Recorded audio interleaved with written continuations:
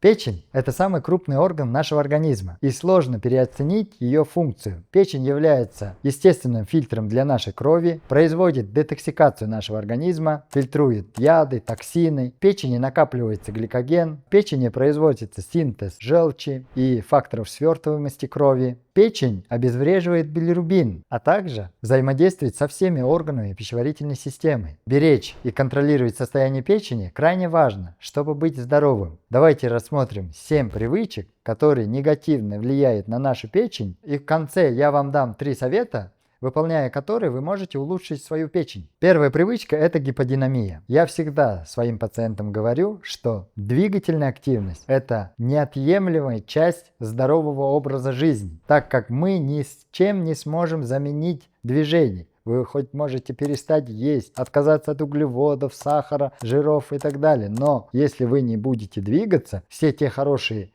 процессы, которые могут быть в организме, они не будут происходить. И гиподинамия приводит к ожирению печени. Многие люди к этому относятся очень легкомысленно и халатно. Вторая привычка – это чрезмерное потребление лекарственных средств. Здесь, конечно, лекарства, которые назначаются врачом, это необходимые лекарства. Но я говорю о тех привычках, когда мы простудились, немного температуры и так далее. Начинаем сразу принимать антибиотики, противовоспалительные таблетки и так далее. Все это начинает неблагоприятно влиять на нашу печень. Лекарственные препараты имеют токсическое воздействие на клетки печени. И они разрушают клетки печени, и тем самым в печени начинается фиброз. Здесь поймите, я не призываю отказаться от тех лекарств, которые выписаны врачом для того, чтобы вылечить какое-то заболевание или для поддержания вашей жизни. Третья привычка – это чрезмерное употребление жареного и жирного. Конечно, насыщенные жиры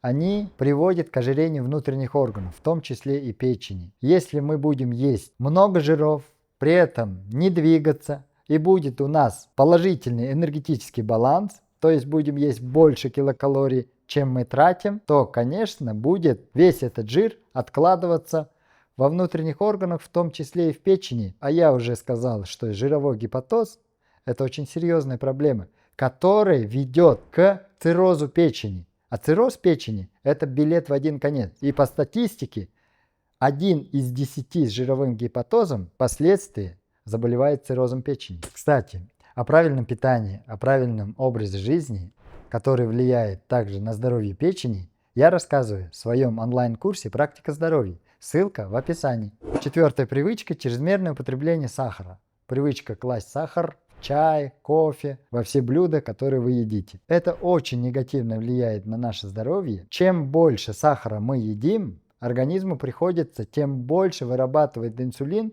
чтобы инактивировать этот сахар. И это очень плохо влияет на наше здоровье, если мы еще и малоподвижный образ жизни ведем. То есть наши мышцы не помогают утилизировать эту глюкозу, а глюкоза утилизируется только нашим обменным процессом, возрастает нагрузка на печень, и это приводит к жировому гепатозу, к ожирению печени. Пятая привычка – это привычка гневаться. Злоба и гнев разрушает нашу печень. Так же, как токсическое воздействие на печень оказывает лекарства, алкоголь. Вот эмоции, гнев, такое же токсическое воздействие оказывает на нашу печень. Есть в тибетской медицине такой диагноз – жар печени. И этот диагноз в основном ставится людям, которые постоянно находятся в состоянии гнева, внутренней неудовлетворенности. И когда человек постоянно несет в себе эту негативную энергетику. И шестая привычка – это алкоголь. Потребление алкоголя, особенно часто, но помаленьку, постепенно начинает разрушать нашу печень. Наша печень разрушается тихо и незаметно. На самом деле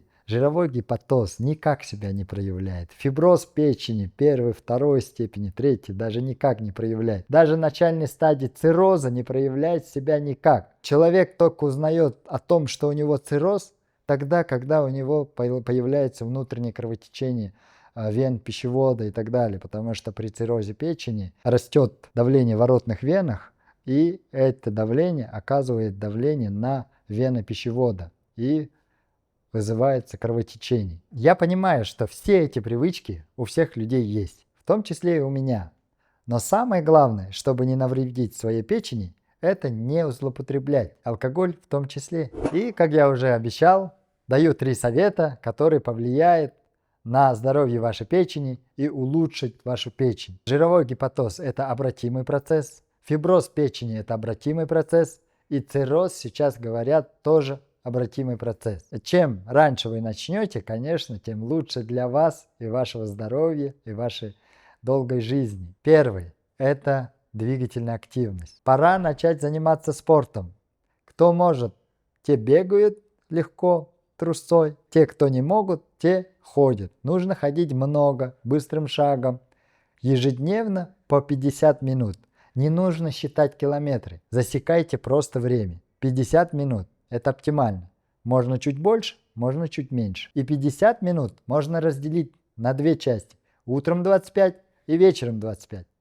Эффект будет одинаковым. Второй совет – это соблюдать режим питания и калорийность. Режим – это трехразовое питание, завтрак в 8 утра плюс-минус час, обед 12 дня плюс-минус час и ужин 5 вечера плюс-минус час. И дневная калорийность потребляемой пищи не должно превышать более 2000 килокалорий. Про питание у меня огромное количество роликов на канале. Посмотрите их и обязательно что-то найдете для себя интересное и полезное. И третий совет. Вне зависимости от того, какое у вас телосложение, вы худой человек или полный, сделайте УЗИ печени, и вы увидите, в каком состоянии находится ваша печень. На самом деле жировым гепатозом страдают не только полные люди, но и худые. И печень разрушается незаметно, тихо.